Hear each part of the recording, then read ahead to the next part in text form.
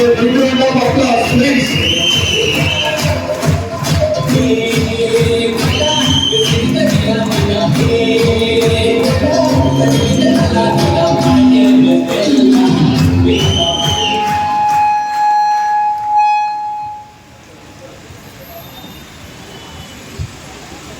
morning, Prestigians.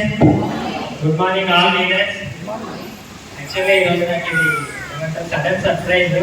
కొంచెం నా ముందు చెప్పుంటే ఏం మాట్లాడాలో కొంచెం ఇది వచ్చేది. వాస్తవానికి కరెక్టే. నేను 2014లో నా కెరీర్ స్టార్ట్ చేశానండి. 8,000 జీతానికి ఒక ప్రైవేట్ కంపెనీలో జాబ్ స్టార్ట్ చేస్తే ఈరోజు 10 సంవత్సరాలకి నా శాలరీ ₹1,00,000 అయింది. ఈ జర్నీలో అంటే 8,000కు స్టార్ట్ చేసిన కెరీర్లో ₹1,00,000 అవ్వడానికి 10 సంవత్సరాల్లో పడ్డ కష్టాలు అంతా ఇంత కాదు. నాకు బేసిక్గా సర్వీస్ ఫీల్డ్ అనమాట. చాలా స్టేట్స్ వేరే ఊళ్ళు తిరిగి కంపెనీ విజిట్ చేయాల్సి ఉంటుంది. అట్లా ఏమంటారు, ఒక్కొక్క రోజు మార్నింగ్ ఎప్పుడు హోటల్ నుంచి బయలుదేరి కంపెనీకి వెళ్తే తిండి లేకుండా, టిఫిన్ లేకుండా, అర్ధరాత్రి మళ్ళీ రూమ్కి వచ్చేదాకా కూడా తిండి లేకుండా ఓన్లీ మంచినీళ్ళతో తాగి మిషనరీ మోసుకుంటూ వెళ్ళి సర్వీస్ జాబ్స్ కంప్లీట్ చేసి ఎన్నో పడితే కానీ ఆ 8,000 జీతం 10 సంవత్సరాలు ₹1,00,000 అవ్వలేదు. అట్లా ఆ జాబ్ చేస్తూ ఆ స్టేజ్కి వచ్చిన నాకు మా ప్లానర్ ఏమంటారు Bhavani madam and the great leader Arundhati madam ద్వారా నాకు ఈ ప్లాట్ఫామ్ పరిచయం అయింది. ఫస్ట్ వెస్టీజ్ గురించి నాకు చెప్పినప్పుడు నార్మల్గా చూసా ఏంటి వెస్టీజ్లో ఏముంది అంటే అన్ని ఇంట్లో వాడుకునే వస్తువులు, హెల్త్ సప్లిమెంట్స్ అంటున్నారు.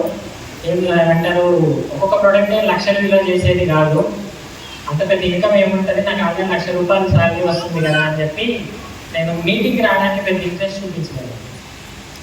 ఆ తర్వాత వాళ్ళు చెప్పినప్పుడు వెంటనే ప్రొడక్ట్స్ అయితే తీసుకొని వాడడం స్టార్ట్ చేశాను. ప్రొడక్ట్స్ బాగున్నాయి, ఇంట్లో వాళ్ళు కూడా మంచి ఫీడ్బ్యాక్ ఇచ్చారు.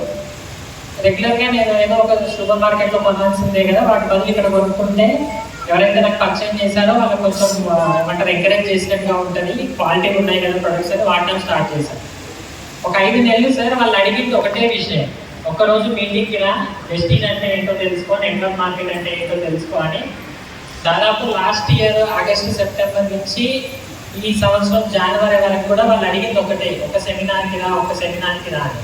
నా మైండ్లో ఒకటే రన్ అవుతుంది. నా ఎంఎన్సీ కంపెనీ, అమెరికా కంపెనీ, ఏమంటారు నాకు ఎయిర్ బస్సు ఆర్టీసీ బస్సు లాగా అనమాట. వాస్తవానికి నిజంగా చెప్పాలంటే నేను నెలలో ఒక 4-5 సార్లు ఫ్లైట్లు ఎక్కి ఈ ఊరు ఆ ఊరు తిరిగే స్టేజ్లో ఉన్నాను. ఎట్లుంటుంది మనకి, డాక్టర్ అక్కడ ఉన్నా, ఇదేంటో చిన్నగా ఉంది, ఇంట్లో వాడుకునే వస్తువులే కదా అని చెప్పి దీన్ని నేను పెద్ద స్థాయిలో చూడలేదు. ఫస్ట్ 6 నెలల తర్వాత ఒక రోజు ఏమంటారు లాస్ట్ జనవరి, ఈ సంవత్సరం జనవరి చౌటుప్పల్లో ఒక సెమినార్ అయింది. అక్కడ కూడా ఏమంటారు నా ఆఫీస్ వర్క్ కూడా అక్కడే ఉంది, హాఫ్ డే వర్క్ చేసుకొని వీళ్ళ కోరు భరించలేక సరే విందామని చెప్పి చౌటుప్పల్ల సెమినార్కి అటెండ్ అయ్యాను. నా అదృష్టం 10 సంవత్సరాలు కానీ నిజంగా ఆ రోజు నా అదృష్టమే అనుకుంటా. ఎందుకంటే ఇలాగే కరెక్ట్గా స్టేజ్ ఎక్కి జస్ట్ ఇలా మైక్ పట్టుకొని మాట్లాడడం సైనిక్ సార్ స్టార్ట్ చేసే టైంకి నేను వచ్చి కుర్చీలో కూర్చున్నాను.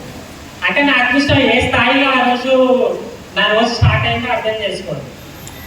అలా ఆ మీటింగ్కి వెళ్ళి కూర్చొని వినిన తర్వాత సైనిక్ సార్ ఇచ్చిన క్లారిటీ తీసుకొని వెస్టీజ్ అంటే నేను ఏదైతే చూసుకున్నానో సబ్బులు, పేస్టులు, చిన్న ఐటమ్స్ దొరికే ఏదో స్టోర్ కాదు, అసలు తలుచుకొని నిలబడి పని చేసుకుంటే మన జీవితం మార్చుకోవడంతో పాటు ఎంతో మంది జీవితాలు తిరగరాయచ్చు. ఏమంటారు, ఏ అవకాశం లేక బ్రతుకు గడవక ఇవాళ రేపో చనిపోదామన్న వ్యక్తులకి కూడా ఇంకో 10 మందికి బ్రతుకునిచ్చే స్థాయికి తీసుకురావచ్చు అనే విషయం నాకు ఆ రోజు సైనిక్ సార్ మీటింగ్లో అర్థమైందండి.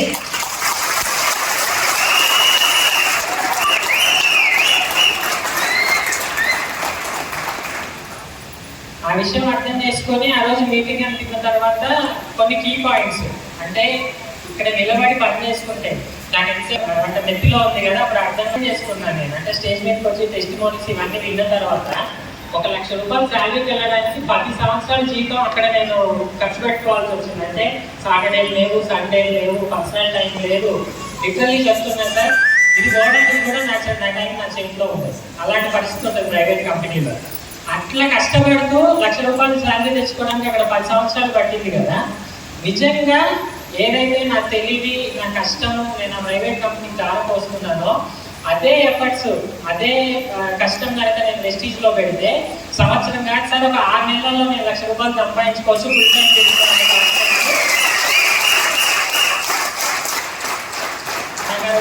ఆ సెమినార్ విన్న తర్వాత అర్థమైంది. ఇది అర్థం చేసుకున్న నేను జనవరిలో సెమినార్ పార్ట్ టైం చేసుకున్నాను సార్. ఎంఎన్సీ కంపెనీలో ₹1,00,000 ఇచ్చేవాడు ఒకటి ఖాళీగా కూర్చోబెట్టాడు. అంత బిజీ షెడ్యూల్లో కూడా నేను పార్ట్ టైం వర్క్ చేసుకుంటూ ఫిబ్రవరిలో వర్క్ స్టార్ట్ చేసి ఫిబ్రవరిలో బ్రాంజ్ క్వాలిఫై అయ్యాను, మార్చిలో సిల్వర్కి క్వాలిఫై అయ్యాను. అలా నాకు అర్థమవుతుందంటే పార్ట్ టైంలో ఈ మాత్రం ఎఫెక్ట్స్ పెడితేనే ఈ రిజల్ట్స్ వస్తున్నాయి. డెఫినెట్గా ఫుల్ టైం దిగితే నేను ఏం చేయగలుగుతానన్న కాన్ఫిడెన్స్ నాకు నేను తెచ్చుకున్న తర్వాత, నాకు అర్థమైన తర్వాత ₹1,00,000 వచ్చే జీతానికి ఏప్రిల్లో నేను రాజీనామా చేశాను సార్.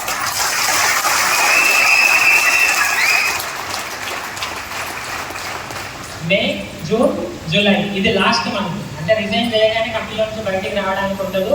నా ప్లేస్లో మళ్ళీ వాళ్ళు పనిచేసే వాళ్ళని వేరొకరిని ఎత్తుకోవాలి కాబట్టి 3 నెలలు టైం ఉంటుంది. నేను వెళ్ళిపోతానని చెప్పిన తర్వాత 3 నెలలు వాళ్ళకి నేను సర్వీస్ చేయాలి. ఈ నెల లాస్ట్, వచ్చే నెల నుంచి సార్ ఆగస్టు నేను ఏ నిర్ణయం తీసుకున్నా అంటే నార్మల్గా ఈరోజు నేను వెస్టీజ్లో పెద్ద ఇన్కమ్ ప్రజెంట్ తీసుకోకపోయినా కానీ నిజంగా నాకు చెప్పే అర్హత ఉందనుకుంటున్నా. ఎందుకంటే బయట నేను మంచి కంపెనీలో జాబ్ చేస్తూ ₹1,00,000 తీసుకున్నాను కాబట్టి కొన్ని విషయాలు చెప్పాలనుకుంటున్నా. 10,000కి 15,000కి ఎంతో కష్టపడుతూ కుటుంబాన్ని వదిలేసి ఏమంటారు వాళ్ళు చెప్పిందే వేదం అనుకుంటూ పనిచేసి ఆ నెల జీతం తీసుకొని చాలా ఏమంటారు జీతాలతో కుటుంబాన్ని గడిపిస్తున్న వాళ్ళు ఎంతో మంది ఉన్నారు సార్. ఒక్కసారి జీవితంలో ధైర్యం చేయండి. ధైర్యం చేయకపోతే లైఫ్లో ఏది రాదు సార్. నేను తీసుకున్న స్టెప్ చూడండి. ₹1,00,000 జీతం నాకు కట్టాల్సిన ఇన్కమ్లు కూడా చాలా ఉన్నాయి, ఈఎంఐలు కూడా ఉన్నాయి. అలాంటి పరిస్థితుల్లో నేను ఏమంటారు ఎయిర్ బస్సులు కాదని, కార్లో తిరిగేది కాదని ఈరోజు వాస్తవంగా చెబుతున్నా. నాకు మళ్ళీ ఇన్కమ్ ఇప్పుడు లేదు, నేను మళ్ళీ ఫస్ట్ నుంచి స్టార్ట్ అవ్వాలి కాబట్టి మళ్ళీ నేను మొన్న అరుంధతి మేడం ఇన్ని రోజులు వాడుకొని ఏదైతే వెస్టీజ్ బిజినెస్ చేసిందో మేడం దగ్గర స్కూటీ తీసుకున్నాడు. ఒక 6 నెలలు వాడుకుంటాను. ఏమంటారు ఖర్చులన్నీ ఇప్పుడు చూసుకుంటూ వెళ్తేనే బిజినెస్లో ముందుకు వెళ్ళగలుగుతామని. అంటే ఏరోప్లేన్ కాదని, నేను కొనుక్కున్న కార్ని కాదని మళ్ళీ నేను స్కూటీ మీద తిరగడానికి లైఫ్లో డిసైడ్ అయ్యి ముందుకు వచ్చాను. ఆ ధైర్యం చేయగలిగితేనే జీవితంలో మన ఏమైనా సాధించగలుగుతాం. ఎందుకు సార్ మీరు ఇంత పెద్ద నిర్ణయం తీసుకున్నారంటే ఆ రోజు మీటింగ్ విన్న తర్వాత నేను ఒక క్వశ్చన్ వేసుకున్నాను సార్. ఫ్యామిలీ కోసం, ఫ్యామిలీ రెస్పాన్సిబిలిటీస్ కోసం ఏదైతే బయటికి వెళ్ళి జాబ్ చేయడం స్టార్ట్ చేశానో, నాకు ఒక సిస్టర్ ఉంది. ఆ సిస్టర్ మ్యారేజ్ చేసి రెస్పాన్సిబిలిటీస్ తీర్చాను, ఫ్యామిలీకి ఒక ఇల్లు కట్టించాను, ఈఎంఐలు కడుతున్నాను. ఒకటే క్వశ్చన్ వేసుకున్నా, అంటే రేపన్నాడు నా లైఫ్ టైం అయిపోయిన తర్వాత, రిటైర్మెంట్ టైం వచ్చిన తర్వాత సాయి నువ్వు భూమి మీదకి వచ్చి ఏం చేసావంటే చెప్పుకోవడానికి నా దగ్గర ఏం లేదు సార్. ఒక ఇల్లు కట్టుకొని బతికినంత కాలం బ్యాంక్ వాడికి ఈఎంఐ కట్టుకున్నా అని చెప్పుకోవాలి, అంత మించి ఏం లేదు. ఆ పరిస్థితి నాకు ఈ జన్మలో నేను ఆ మాట చెప్పదలుచుకోలేదు. నేను భూమి నుంచి పోయిన రోజు ఇది సాధించాను అని చూపించుకోవాలని నా తాపత్రయం. అందుకు అంటే ఆ మీటింగ్లో నేను విన్న 3 జనరేషన్ ప్లాన్. ఈ రోజు మనం కష్టపడి ఒక టీంని నిలబెట్టుకొని మనకు సర్టెన్ ఇన్కమ్ స్టార్ట్ అయితే రేపటి రోజున మనం ఉన్నా లేకపోయినా మన కుటుంబానికి ఆ ఇన్కమ్ ఆగదు. మనం చేసిన పనికి మన కుటుంబం భరోసాతో బతుకుతుంది అని తెలుసుకున్న తర్వాత ఒక క్షణం నన్ను నేను క్వశ్చన్ వేసుకున్నా. ఈరోజు నీకు ₹1,00,000 వస్తున్నాయని చెప్పి గర్వంగా ఉన్నావు సరే, ఇవాళ ఉన్నట్టు రేపు ఉండదు, రేపు ఉన్నట్టు ఎల్లుండి ఉండదు. ఏమంటారు మనిషి జీవితం అనేది నీటి మీద బుడగలాంటిది అంటారు కదా, గాలి బుడగలా. ఎప్పుడు ఎవరికి ఏమంటారో ఎవరు గ్యారంటీ ఇవ్వలేదు. అలాంటిది నేనంటూ లేని రోజున నా కుటుంబ పరిస్థితి ఏంటి, నా కుటుంబం ఎవరు పోషించాలి, అదిగో అక్కడ నేను డిసైడ్ అయ్యా సార్. ఈ రోజు వచ్చే ₹1,00,000 నాకు ముఖ్యం కాదు. రేపు నేను వెస్టీజ్లో నేను ఏదైతే స్థాయికి వెళ్ళాలనుకుంటున్నానో అది నాకు ముఖ్యము. అది నేను అచీవ్ అయితే కనుక నేను ఉన్నా లేకపోయినా నా కుటుంబం గుండెల మీద చేసుకొని దర్జాగా బతుకుతుంది. అది నా కుటుంబానికి ఇవ్వాలని నేను వెస్టీజ్లోకి వచ్చాను. చాలా గొప్ప ఆపర్చునిటీ. సెమినార్కి వచ్చి మీటింగ్లో కూర్చుంటే కానీ నాకు ఈ విషయం అర్థం కాలేదు. బయట మనం ఎన్నో చూస్తుంటాం, ఎన్నో చేస్తుంటాం. ఫస్ట్ ఒక్కటే అండి, ఈ ప్రపంచంలో ఎవ్వరికి అన్నీ తెలిసిన వాళ్ళు ఎవరు ఉండరు. నాకు అంతా తెలుసు, ఇది ఫేకు, ఇంతకు మించి ఏముండదు, ఇలాంటిది ఏదైనా ఉంటే వదిలేసి వెస్టీజ్ ఏంటో అర్థం చేసుకోండి సార్. వెస్టీజ్ ఏంటో అర్థం చేసుకున్న ప్రతి ఒక్కరికి నేను ఇంత పెద్ద నిర్ణయం ఎందుకు తీసుకున్నానో అర్థమవుతుంది. వెస్టీజ్లో ఒక మనిషి బ్రతకడానికి, పరిపూర్ణంగా బ్రతకడానికి కావాల్సిన ప్రతి ఒక్కటి ఉంది సార్. బయట మనం ఏమైనా కంపెనీలో చేస్తే జీతం మాత్రమే వస్తుంది, బిజినెస్ చేస్తే లాభాలు మాత్రమే వస్తాయి. కానీ వెస్టీజ్లో జీవితానికి కావాల్సిన ప్రతి ఒక్కటి ఉంది. మనం బ్రతకొచ్చు, ఎదుటోడికి బ్రతుకునివ్వచ్చు, ఏమంటారు అసలు లోయర్ స్థాయి నుంచి, ఎంతో వెనకబడిన స్థాయి నుంచి కూడా అందరం ఎక్కించవచ్చు. ప్రతి ఒక్కటి ఉంది వెస్టీజ్లో.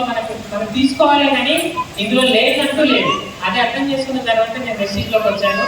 లాస్ట్ బట్ వన్ ఒక్క విషయం అయితే చెప్తా. చాలా తక్కువ టైంలో నేను అర్థం చేసుకుంది ఏంటి అంటే, వెస్టీజ్ బిజినెస్ అంటే టైంలో అంతా పనులు అయిపోయిన తర్వాత ఒక గంటలో దొరికితే నేను వెస్టీజ్ చేసుకుంటా అంటే కాదు. వెస్టీజ్ అంటే ప్రతిరోజు జరుపుకునే పండగ.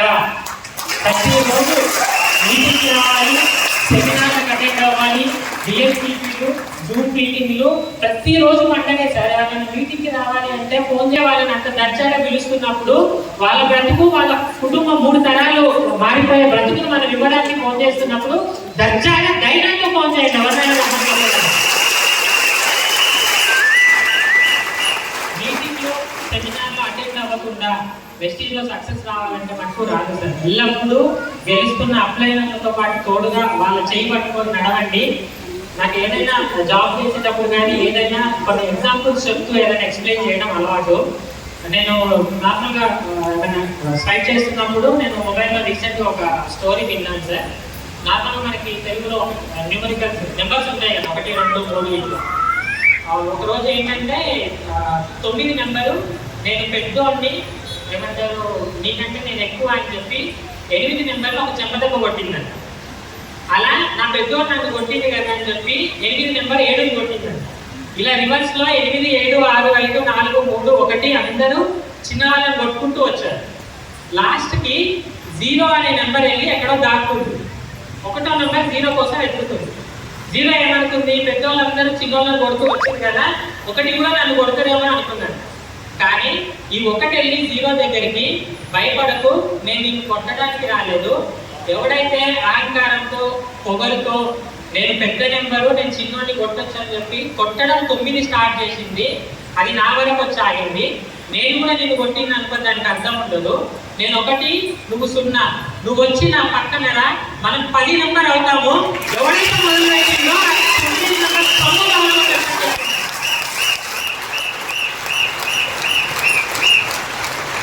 నేను ఎందుకు ఈ మాట చెప్పానంటే సార్, మనిషి జీవితము ప్రేమ, అభిమానం, అనురాగాలు చాలా ఉంటాయి. కానీ డబ్బు ఏమంటారు చాలా ఎక్కువ పాత్ర పోషిస్తుంది సార్. డబ్బు లేక మన జీవితంలో ఎన్నో అవమానాలు, కుటుంబం నుంచి కానీ, రిలేటివ్స్ నుంచి కానీ, సమాజం నుంచి కానీ ఎన్నో రకాలుగా బాధలు ఎదుర్కొని ఉండొచ్చు.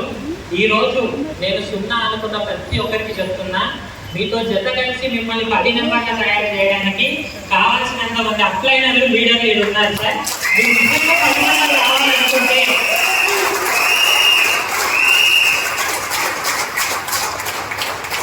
నిజంగా 10 నెంబర్ రావాలనుకుంటే ఆ 1తో జత కట్టండి. చెంపలు ఎవరెవరి బాధలు పడ్డారో మీరు దగ్గరికి వెళ్ళి బాధలు పడాల్సిన అవసరం లేదు. మీ విజయం చూసిన రోజున మీ వాట్సాప్ స్టేటస్లోనో, వీడియోల్లోనో ఇలా స్టేజ్ ఎక్కి మాట్లాడుతుంటే 100 మంది చప్పట్లు కొట్టిన రోజున అదే వాళ్ళ చంపలు బాగా కొడుతుంది.